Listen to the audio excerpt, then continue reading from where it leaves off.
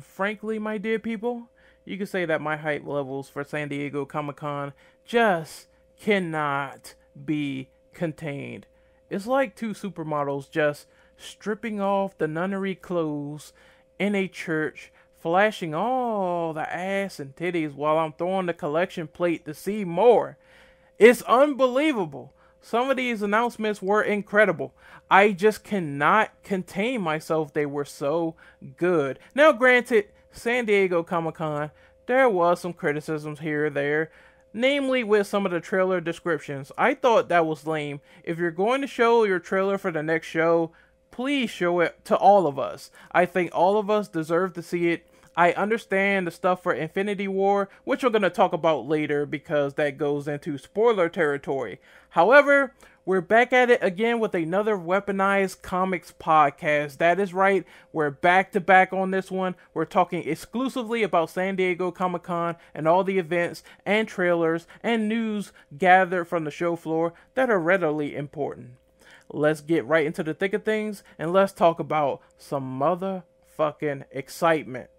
Now, for the people watching at home, I will not be covering every singular San Diego Comic-Con topic because if I did, I would be sitting here for 2 hours max. So we're going to skip the theatrics. We're going to go right into the topics. Once again, we're going to be talking about Marvel Netflix stuff first. That is right. Surprisingly, they renewed Iron Fist for a second season on Netflix. I don't know how I feel about this because I said this before. If they are going to make another season of Iron Fist, if they are going to make an expansion, they need to make Danny Rand wear the mask. He needs to wear the costume finally, and he's not wearing it in Defenders. He didn't wear the costume in Iron Fist Season 1, and not only is the look iconic and the reason why fans want him to wear it on Season 2, but there's another reason. Finn Jones, I'm sorry buddy, but you cannot fight for shit. You cannot fight for shit. It's like we know at this rate, Marvel is not going to replace Finn Jones as Danny Rand. That's a given. So they're shoehorning in the fact that, yes, Danny has matured throughout these seasons of Iron Fist Season 1, The Defenders, and Iron Fist Season 2. Because, quite frankly, Finn Jones as Danny Rand comes off as an impotent child. I swear, there were times where he was just overtly annoying, overly assertive, and it really showed. And then Finn Jones, he just lacks the physicality it takes to become Iron Fist. The reason why some of the fight sequences sucked because it seemed like he had no style, just all posture, no substance to the fight sequences. And then you have every cut of his face being replaced by a stuntman every time you take a solid look at what's going on in the action because Finn Jones just cannot fight.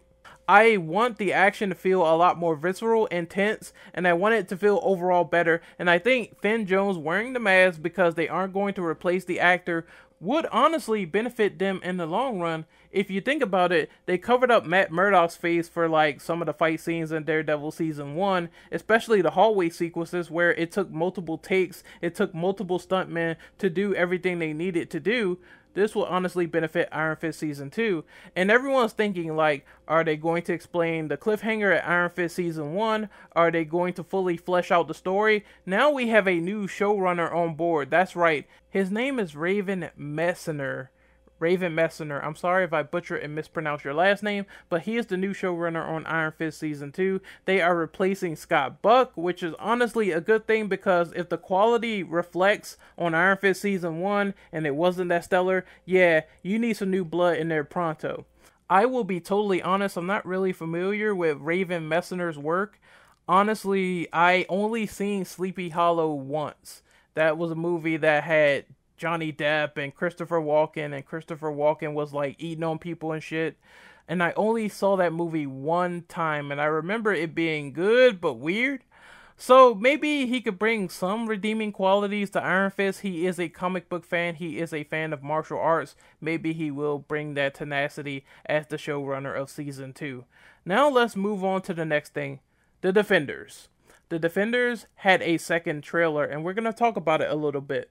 The Defenders was all about this dynamic of a fractured alliance, fractured teammates, teaming up together, people that have down-to-earth real problems teaming up to fight a bigger threat, which is the Hand. There was some great stuff in there with Elektra. It seems like she's being coaxed into finding out that yes, Matt, Danny, Jessica, and Luke Cage is the enemy, and Sigourney Weaver's character sort of ties into that. She sort of weaves into this little umbrella of just diabolical things that's going to happen, and I cannot wait to see her character fully fleshed out, especially if this war between the Hand and the Chase breaks out well out of containment after the Defender Season 1.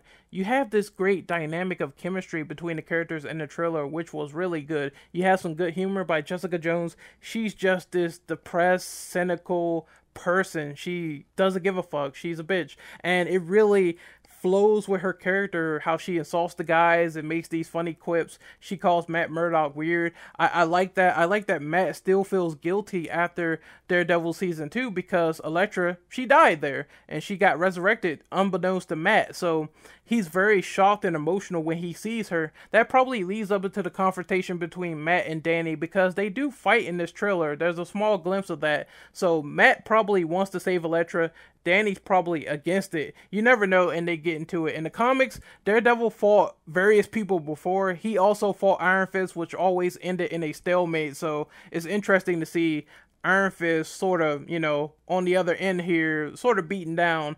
But I'm curious to see where it goes. I'm curious to see how far Sigourney Weaver's character cracks the mold of this fragile alliance, because even she said herself, this team up is only temporary. I could probably break you down at any point. So it's probably going to be issues with their families and friends, Daredevil's family, Daredevil's friends, their loved ones, Iron Fist's loved ones, and they probably have this situation where it's like, yes, we will kill these people if you don't do what we say, and that is probably go up against your own teammate, take that guy out, kill him, and maybe you get a chance to save Karen, maybe you get a chance to save Foggy, maybe you get a chance to save Claire. I think there's going to be interesting dynamics put up, interesting barriers, new revelations, and I cannot wait to see how this all unfolds because we got glimpses of this in the past seasons as well. The Hand is very, very meticulous when it comes to getting what they want and making sure nothing gets in their way.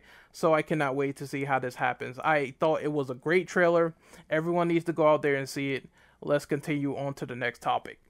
This next piece of news, it pretty much isn't too substantial. It confirmed what we already knew. We knew there was a Spawn movie in production that was going to be hardcore, brutal, violent, balls to the wall. What happened here was basically Todd McFarlane wants to remedy the mistake of the PG-13 Spawn movie he done in the past. You know, that terrible CGI movie with Michael J. White and John Leguizamo as the clown. Yeah, that wasn't really too stellar. Slap on PG-13 and you have yourself one hell of a time. But now Todd McFarlane wants to remedy that mistake, and this movie has been in limbo for years. Until now, he finally has a production studio to back the project, that is Blumhouse Productions, being funded by Jason Blum. Going down the list, Jason Blum produced a lot of horror movies like Paranormal Activity, Insidious. He even produced the Halloween franchise, the reboots that Rob Zombie did. So this whole list basically screams low-budget horror films, but he recently did Get Out, so that movie was pretty good, and it got received well from the box office from what I'm seeing here. So maybe this is the exact money that Todd McFarlane needs to make a hardcore R-rated Spawn movie. I did like the quips that he made, that Spawn's going to be mostly in the darkness. It's going to be a mystery movie, so you don't know what's really going on. As long as they keep that aesthetic of the story elements that they had in the Spawn movie, they don't really shoehorn in some stuff that we really don't like the whole scene where everything's just way too comedic and ridiculous from the clown, and it really doesn't sit right. I want that hardcore dark comedy that they showed off in the animated series that came on HBO, the Spawn animated series. That really captured the essence of the Spawn character, that captured the essence of the grittiness and goriness and everything that was going on in that world that was dark and nasty. They need to bring that sort of quality to the film format, something that we really want to see as Spawn fans, and I think capturing that essence will be a good basis to work off of. And Kevin Smith was there in that video that Todd McFarlane put out. Kevin Smith was just being Kevin Smith, but I'm glad it's in production. Hopefully they keep up to quality standards, and hopefully this movie is not like anything embarrassing from the PG-13 iteration. Moving on, we are going to talk about the DC animated film slate. They are talking about 4 brand new DC animated movies, and my opinions on the DC animated universe is it's really done well. They barely had movies that really just threw me out of the loop, except for Batman the Killing Joke and Superman Doomsday, which I'm going to talk about Superman Doomsday, but Batman the Killing Joke had this 30-minute long piece of filler that was such ridiculous nonsense that I couldn't take the movie seriously until we get to that point where the comic actually starts. That being said, there's few rare DC animated movies that made me say this is garbage. However, we have some new film slates in the building for new movies, and we're going to talk about them right now. So we have Suicide Squad, Hell to Pay. Good.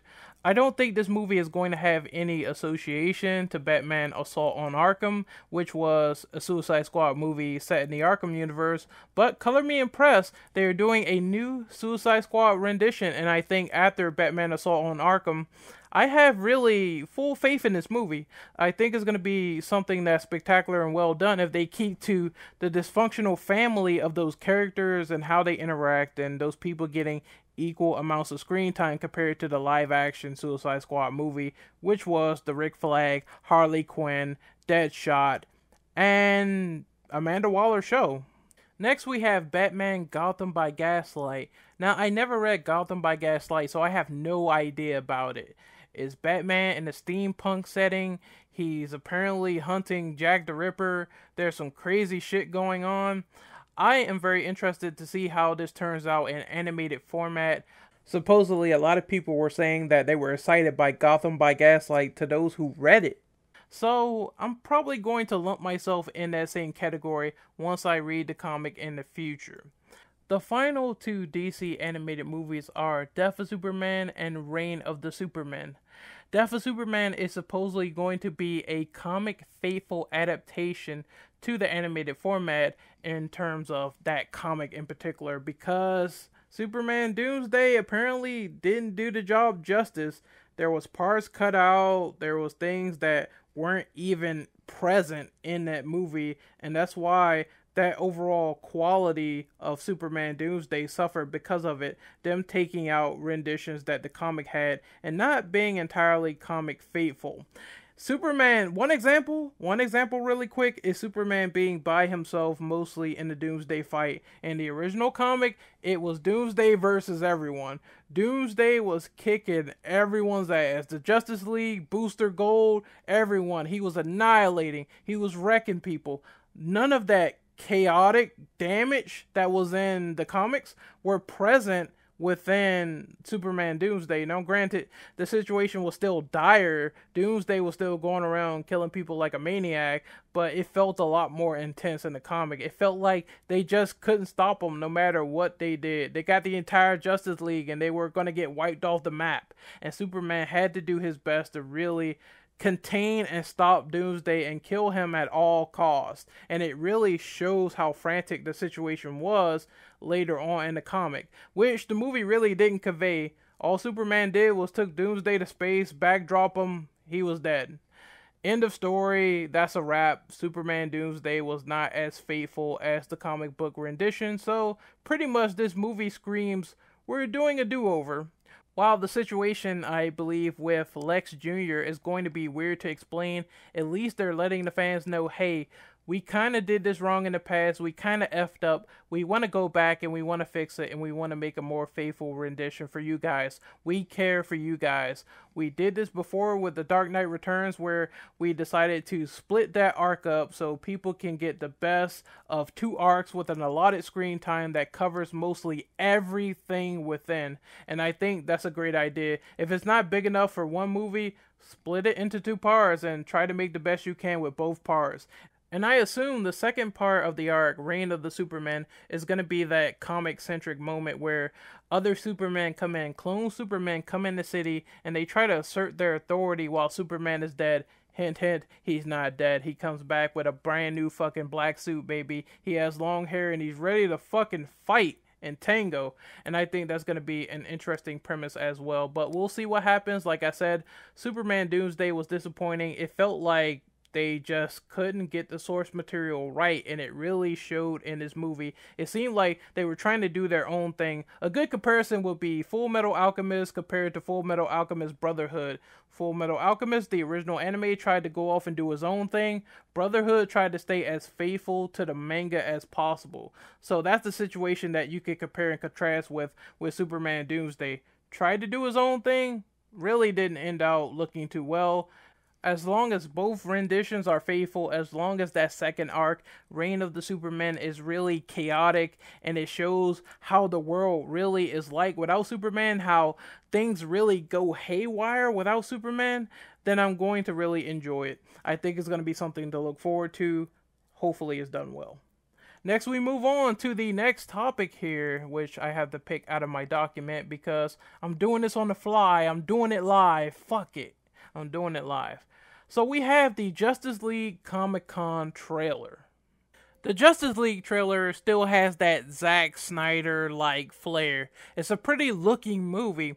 There's some ass kicking in the beginning with Wonder Woman foiling a bank robbery, and then there's some interesting back and forth dialogue explaining the state of the world. We're in a world without Superman, and the effects are running rampant. The people are saying there's no hope, and crime is on the rise, and supposedly Batman has gone missing, though I think this is an after effect due to the fact that Batman is going out there and trying to seek other metahumans because a greater threat is rising, and we're talking about Steppenwolf, not Ares. Ares was not that guy in the trailer throwing the axes, the big giant dude in armor that looks like he just stepped out of fucking Dark Souls. No, this is Steppenwolf, and he is one of the new gods. He is one of the de facto leaders of a military faction on Apocalypse, and he has come to fuck shit up, and he is the big bad. Bruce sees this, and he's like, oh crap, time to summon the Justice League. It's time to get everyone together and see what we can do against this guy and stop him from destroying the world, possibly. So we have all these flashes of stuff coming together. And speaking of the Flash is amazing. Like I said before, while watching the original Justice League trailer 1, the Flash's humor really works well here. His whole mannerisms and tone, and the fact that he's never really experienced a war-like scenario like this, is very funny and comedic, and I really enjoy that. And then you have the whole rendition of Hans Zimmer's Man of Steel theme playing. It's like a remix, just playing while this heroic shit is going down, and you just love every single bit of the carnage, mayhem, and absolute situation of people getting their ass kicked in this trailer. Aquaman was pretty cool. I love the special effects and everything. It looked pretty neat and pretty awesome looking. And the end teaser, there was two little teasers in here before I speak about the end.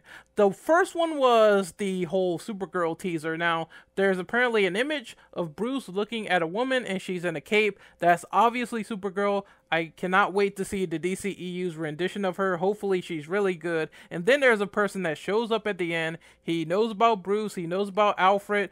And supposedly he's coming to pretty much help the Justice League out. I assume this is pretty much Superman resurrected because he was in the promotional teasers. I don't think it's Supergirl because, like I said, he's in the poster. We know that Superman probably is going to show up somewhere in the movie. We got that teaser at the end of Batman v Superman where the grave is like rumbling. You see like rocks and everything move. You can obviously tell that Superman is not dead, so I think Superman has a chance to come back, and maybe he'll come back and team up with Supergirl. That is my hopes for the movie so far. Superman, Supergirl teaming up to kick Steppenwolf's ass. Until then, this trailer left it ambiguous, so it's going to be a nice surprise when we go and finally see the movie sometime later in the year. I have a few miscellaneous DCEU topics, so I'm going to get through them quickly as I can. Number 1, Wonder Woman 2 is announced. Nothing really else was talked about or discussed about with this movie. There was no other surprises other than the fact that the movie is coming out at an unspecified date. Next we have Shazam. Color me impressed. Shazam actually has a release date. It's April 5th, 2019. So for all you Shazam fans, that's going to be something to look forward to. Then I think they mentioned some stuff about The Rock is not going to appear in Shazam. He's going to appear in Black Adam, even though it's kind of weird because the main villain of Shazam is Black Adam, so I don't know why Black Adam is not going to be in Shazam. Who will they use? Nobody knows. That's the way it goes, I guess, with the DCEU. Next, we have Harley Quinn versus the Joker. Now, this was added to the film slate. I have no idea why. It seems like another Batman spinoff. It seems like something they could have left on the cutting room floor and put that in Suicide Squad 2 or something. Like, why do we need a Harley Quinn versus Joker movie? I I I don't know. This feels like a useless and waste of a slot for a movie candidate for the film slate of the DCEU. I don't know why they're doing it. I'm just not. I don't know how to explain it. Just not interested in that one. The last one kind of pisses me off when you try to make sense of it. We have the Flashpoint movie.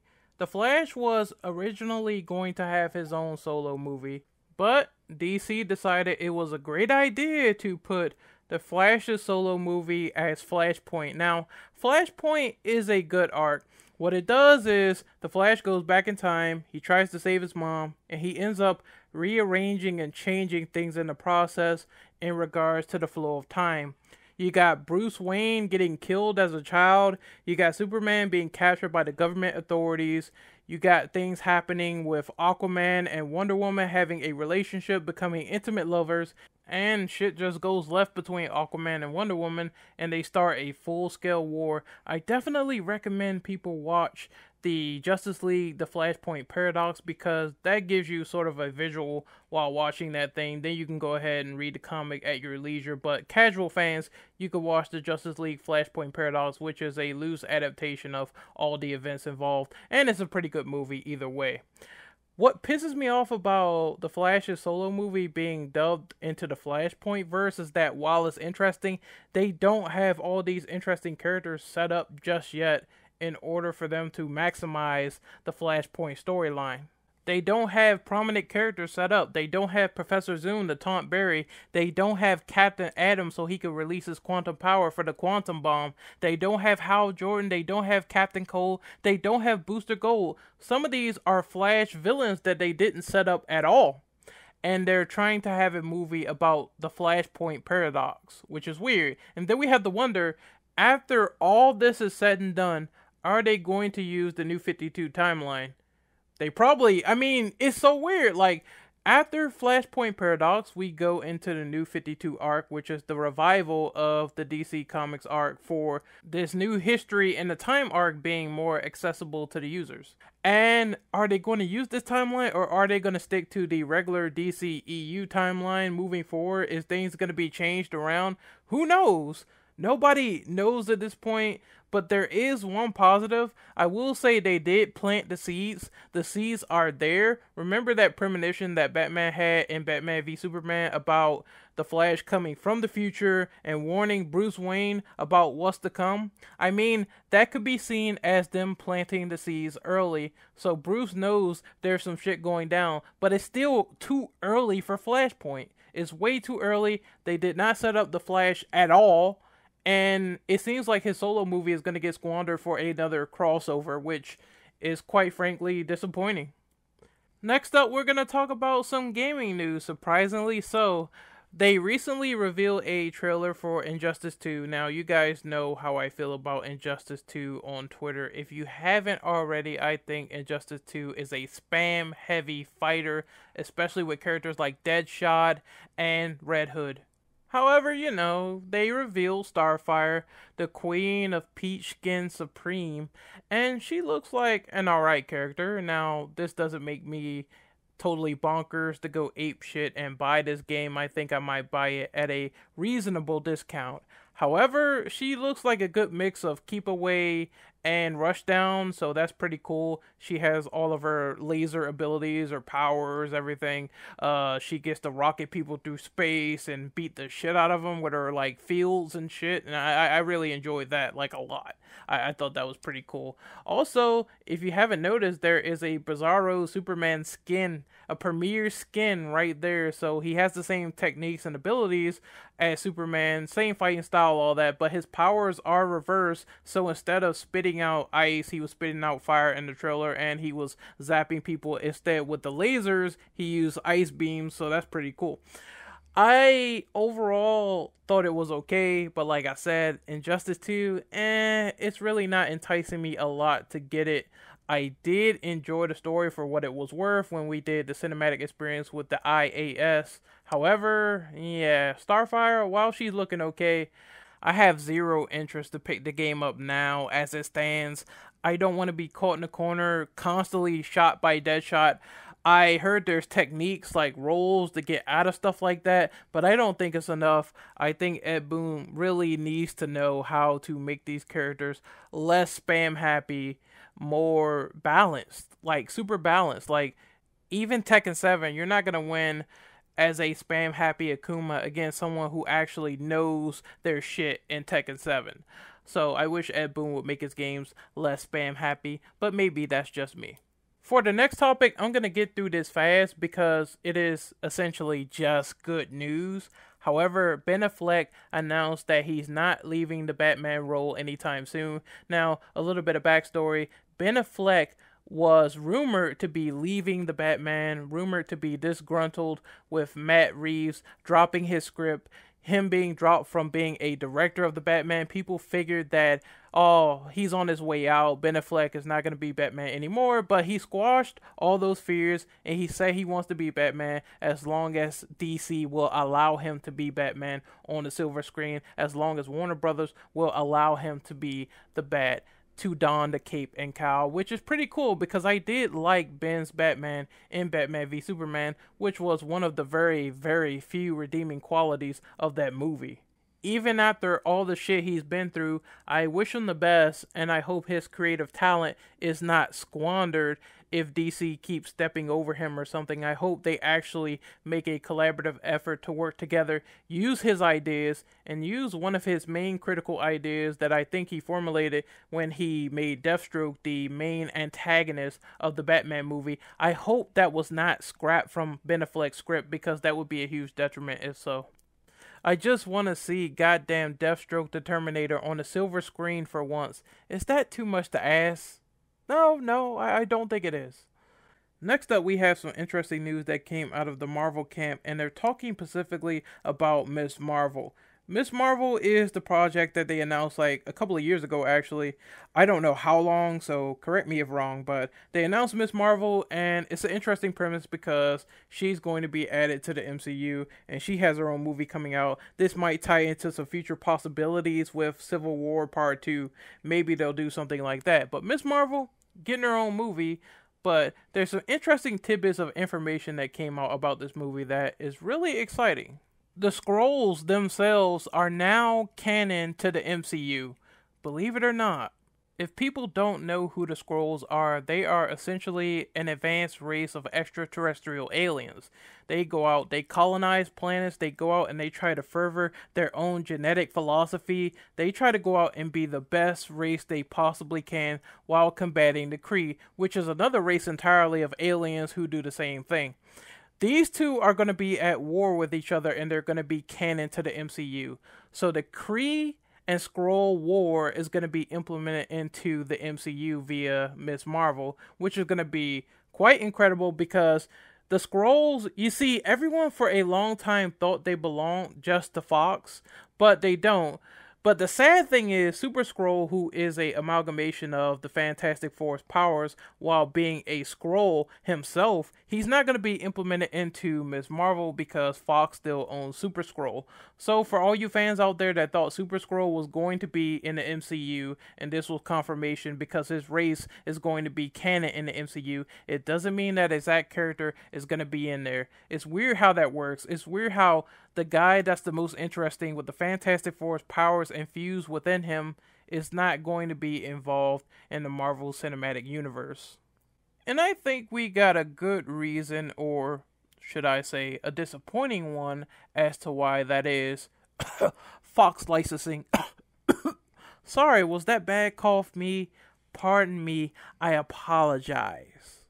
Anyway, Samuel L. motherfucking Jackson has two eyes now as Nick Fury, and the movie takes place in the early 1990s, which means the movie is going to be a prequel to most of the movies that preceded it to some extent.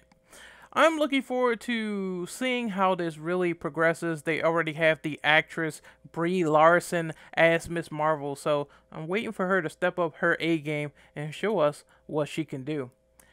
Next up, we move on to Thor Ragnarok, and man, I thought this was a visual spectacle. Really, they nailed me on this trailer, and it looks like it's going to be one of the best Thor movies to date because The Dark World was not so interesting, but this seems like a bit of a leg up with Thor Ragnarok. The main thing about Thor Ragnarok is they seem to be injecting a lot of new life into a franchise that is starting to become stale, or a franchise that wasn't as big as it could have been. Case in point, I know the Thor movies have a cult following, it has a cult status. There are people that probably like these movies, but these movies aren't as big as a Spider-Man Homecoming. These movies aren't as big as a Captain America the Winter Soldier. And usually when you get to the third entry of a franchise, that's when ideas start to drop off. That's when fans start saying, is it going to be the same old movie by the third entry? What will change? How will they top the sequel? Because people are in the mindset of, if the sequel is there and it's really good, by the third entry is going to be a bar of expectations there. People are going to wonder, what can you do better? How can you avoid the same old formula of the last two movies? What can you do to improve things by the third entry? And that's where the problem lies. And it seems like they're trying to fix the problem by doing something totally different, totally new, and something out of the ordinary for Thor. I mean, he gets his hammer broken, he gets his hair cut, he gets captured and taken and put on this gladiator-style arena, which is full of sci-fi everywhere. And then he gets to fight his bestest buddy, Bruce Banner, although not so Bruce Banner. He might be a little angry. He might be actually fighting the Hulk. And he was wearing this Planet Hulk style getup, and I really loved it. It gave me Planet Hulk vibes, and I really enjoyed that comic. But moving on, that wasn't the funniest tidbit. The funniest one was the one where Thor says, "Oh, I kicked your ass, man. I beat your ass when you were transformed." And Bruce Banner was saying, like, "I don't remember that at all." And then you cut to a image of, like, basically Thor getting his ass kicked. He's getting, like, thrown into a wall, you know. He's getting destroyed. And it's like, you know, Thor's, like, nonchalant. He's like, "Yeah, I won that. Don't worry about that. I won that." So it's some good comedy gold. And I think that's why they put Bruce Banner in there. I think that's why Mark Ruffalo is in there. They put him in there to sort of spice up the formula because we already know that they cross over with Avengers. So these characters, they know each other. They have that established relationship. So it makes perfect sense to put Bruce Banner, the Hulk, in there. Because, I mean, they're trying to spice up the formula, right? They're trying to do something different, and that makes sense. Having a previous connection to a previous character of Thor come into the movie, and possibly he could wreck shit up. I mean, that scene with the Hulk, and that part where he grabs the wolf by the jaws, that shit was hype. And Hela, she looks like a badass antagonist. She looks like she's so domineering and dominating over Thor, and she really sells it so well. The actress, she sells it. I don't know her name, but to whoever you are, lady, you killed it. You really did. You really did, lady. And she really sells that role for me as someone who could take over Asgard at the drop of a dime. Loki was in there, Star Wars style ships, Loki and Thor having laser guns like G's, and at the end, man, it's so fucking cool the way they ended it. It's like, Hela asked him a question, right? She asked Thor a question. She said, "Who do you think you are the god of?" And then he comes down, something to that effect, like, "Who do you think you are the god of?" And then he comes down, right? Covered in lightning, like he's Lord fucking Raiden on steroids, and he's like, "I'm the god of thunder." And it's just such an embodiment of everything we've come to know Thor Ragnarok, it looks good. I'm not gonna lie, I cannot wait to see it in November. I am pumped. Honestly, I cannot explain how pumped I am, but I just feel it. And you know, you feel it because it's coming out of my voice and it's felt and it's motherfucking felty felt, and you just have to deal with it. There's also some Easter eggs. So you see like a giant tower in the beginning, right? You see Beta Ray Bill, you see Man Thing, you see Bi Beast, you see Ares, and it makes me wonder, are they gonna play some role in the movie? Are these Easter eggs gonna come into fruition with the references? I remember Beta Ray Bill was in Planet Hulk, so maybe he's one of Hulk's contenders. That could be a fight. You never know. And Man Thing, I mean, they barely use Man Thing for anything. Man Thing, they own Man Thing, but they don't use him in any of the movies, so that would be a great chance to use Man Thing. I mean, he's like Marvel Swamp Thing, so use Man Thing, just use him. And then we get to the criticism, right, of the trailer. Like, people are saying, why the fuck is Hulk talking? Why is he talking? Why is he talking English? I thought the Hulk never spoke. It's like, motherfucker, have you read a comic? Have you read a comic in your damn life? Have you read Planet Hulk? Do you know about my nigga Mr. Joe Fixit? Do you know about Grey Hulk? Do you know that Hulk could talk previously before this? I mean, come on, he says Hulk smash. That's a form of speech to you. That's a form. That's something, man. It blows my mind, some of the criticisms that people have, but like I said, I enjoyed this. I had a ball watching this trailer again, and once again, I hope the movie is really, really spectacular. Alright, two more topics to go. So we're going to talk about Young Justice Outsiders. I'm just going to talk a little bit about this because I've been slacking. I really need to watch the first two seasons before Outsiders come out. Wink, wink. However, they talked about some news about Young Justice Outsiders. They talked about some of the new characters, which is going to be, one of them is my man, Static Shock, a new Kid Flash, Robin, Wonder Girl, Blue Beetle, a spoiler character, a new character called 13. The spoiler character, by the way, she looks a little bit like Raven, but she has blonde hair, so not really. Anyway, they have a new character called 13, Arrowette. We have Arsenal, Beast Boy, and we also have like some returning characters, of course, and they're thrown in the mix. We also have people like Artemis, Nightwing, Aqualad, and Superboy. So it's a mix of new characters, returning characters, etc., which looks really good. It seems like they are having like some stuff involving the new mature themes. They have more stories for the teenage heroes, and the group will be taking on metahuman trafficking in the new season. And this is going to show the darker elements of Young Justice, which I'm thoroughly looking forward to because, I mean, dark elements in comics, pretty dope. We have some dark elements here or there, especially with like people like Batman in the DC universe, so maybe there will be some appearances from the Justice League, considering it's Young Justice. We had that before in some of the seasons. I did spoil myself and look at some episodes here or there, but not too many. I need to get back on the ball with watching season 1 and 2. I'm pretty sure it's going to be a treat, though. Young Justice Outsiders, man, let's get it. Alright, this is the big reveal. This is the portion of the podcast where I tell people, if you don't want to get spoiled to Thor Ragnarok, if you don't want to get spoiled to anything relating to Avengers Infinity War due to the leak, it's time to click off the video right about now. Last warning, last warning. Are you gone? Good? Do you not care? Well, if you don't care, let's get into the fucking mecca of Comic-Con. I mean, this leaked trailer, I see why they didn't release it, because the beginning of the Avengers Infinity War trailer that was leaked spoils Thor Ragnarok. You see an unconscious Thor floating around in space until he is awakened by the Guardians. Then you start to see portions of the story move piece by piece as you see a character hold the Tesseract, which, if you don't remember, is a Q vessel for another Infinity Gem. Peter Parker's spider sense seems to be addressed. It seems to be back yet again, or he's growing into it as you see the hairs just raise up on his forearm and you see him get alert as something's going on Earth. Josh Brolin's voice, man, he definitely feels so intimidating. His voice is so menacing as he narrates some of this trailer. And he comes down to this planet And it's like, yes, he's not going to let anyone stand in his way. He's not going to let the Guardians interfere. He's not going to let the Avengers interfere. He's totally there to get what is his and become the most strongest person in the universe. And I love how it feels like every movie is finally coming together in this one film. This was supposed to be a two-parter, actually. The cast is incredible. Look how many people are in this movie. Look at how many people are in this movie. This is the most star-studded cast I ever seen since The Departed.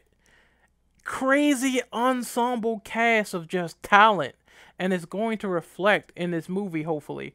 And then we just get to points as we move along in the trailer and we see everything come together. We see a bearded Captain America punish Cap. We see a blonde like Black Widow. It seems like the characters are starting to change themselves because Steve Rogers, he was on the run during the last movie, Civil War. Like at the end, he released his friends. He went on the run. And then there's still problems. Like, I do wish that the Netflix TV shows crossed into Infinity War, because in the comics it's so much bigger than anticipated. And I don't know how this second part of the movie is going to go. They are redubbing it into something else, so they're making 2 Avengers movies. So this movie is just fucking huge, gigantic. And then we get to the fights, man. You see Doctor Strange putting in his little fucking magic and beams, and you got like Star-Lord stepping on them, jumping in the air. You got Spider-Man with his new suit looking awesome, doing Spidey moves. You got this whole sense of dread, like the people are fighting, you know, they're getting slaughtered, you know, they're I don't know if they're dying. I don't know if they're dying. I'm not going to say that, but you know, you got Thor being grabbed by the head. You got, you know, Star-Lord being knocked to the ground and shit like that. And it seems like Thanos is really just this large enemy that they cannot conquer in this trailer. And I really enjoy that sense of, this is going to be huge, man. This is going to be something for the ages to watch. And then you see at the end, man, it's crazy. Thanos crushes a motherfucking planet. This giant purple motherfucker, the absolute madman, crushes a planet, and he uses the debris as an attack against possibly the Avengers or the Guardians of the Galaxy. Trailer ends. Logo. Blown away. Honestly. I really cannot wait to see this one. It seems like everything is just slowly but surely falling in place like a puzzle. And we're trying to see the final piece here. And I really hope Infinity War just kicks some ass. I hope. It's a lot of characters on screen. Now, granted, there is criticism. There is a lot of characters here. So, eventually, I think someone is going to be undervalued. Someone is going to be underutilized. It just happens in these superhero movies when there's so many characters, when there's so many actors here. But I hope all of them has a role to fulfill, and I hope that really shows off well in the Avengers. It's funny how one of the most awesome things that I saw was a leak, and once again, like I said in the beginning, or if I said it in the beginning, but I'll reiterate it here, I really just didn't like that Marvel was keeping a lot of trailers behind doors. I could see the reason for this one, but not for the Punisher. Just the spoilers, you know, in the beginning of Infinity War, I was like, oh, yeah, they don't want to spoil Thor Ragnarok, so that's why they kept that under wraps. But everything else was just, you know, I didn't like that tactic, but I did enjoy that it got leaked. I did appreciate the trailer. I thought it was beast. And honestly, this movie looks fucking insane. Really does. I'm not going to leak the trailer here at all because, you know, Disney, they might have a sniper scope out there. So I'm trying to keep my head low. I'm trying not to get my channel, you know, flagged down. So I'm doing it the smart way. However, it's time for outros and a little tease of a segment, which is going to be pretty cool. So you can find me on Twitter at RenOperative_. You can find me on YouTube right here at Renegade Operative. You can find me on Twitch at Renegade_Operative. Obviously, after the slash, you put that Renegade_Operative, you know, Twitch TV /Renegade_Operative, and you will be able to find me there. I honestly thought that San Diego Comic-Con, it had some good announcements as a comic fan. Really enjoyed it. some things I didn't like Marvel hiding things away, like the Punisher trailer and Black Panther. But overall, what we got was still good. And I cannot wait until San Diego Comic Con next year and New York Comic Con later in the year. Until then, people, this is the Weaponized Comics podcast coming to a close, and as a special treat, I will post all those awesome wallpapers and posters that they showed off at SDCC. Until then, I'll see you cool cats later. Peace out.